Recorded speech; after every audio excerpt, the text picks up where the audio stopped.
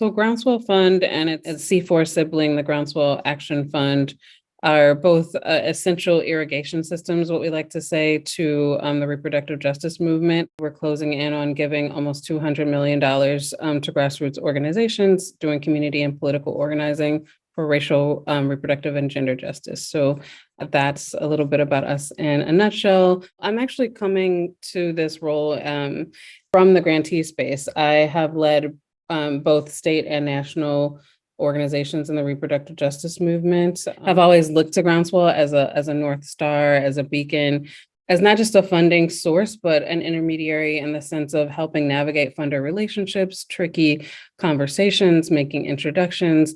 So when there was a need for someone else to step to the helm, I was excited to step in.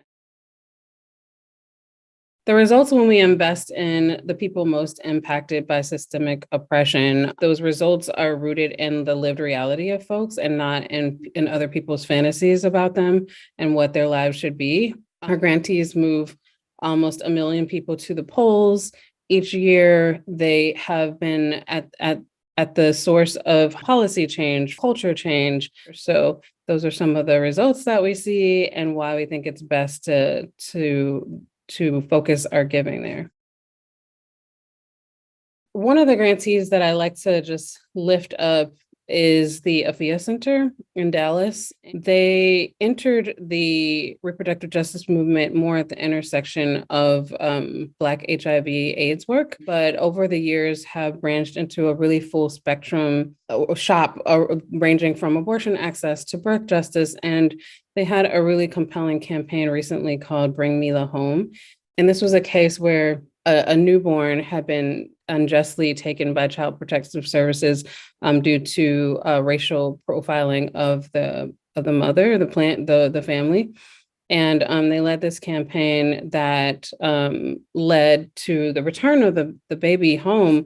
But that example was really powerful because I think what we're seeing right now is not just an attack on abortion access, but an attack on families that don't look like the white Christian patriarchal norms that are celebrated in this country. So that ranges from Black people birthing and the maternal and infant mortality rates to trans children being denied care and also now being threatened to be taken from their parents.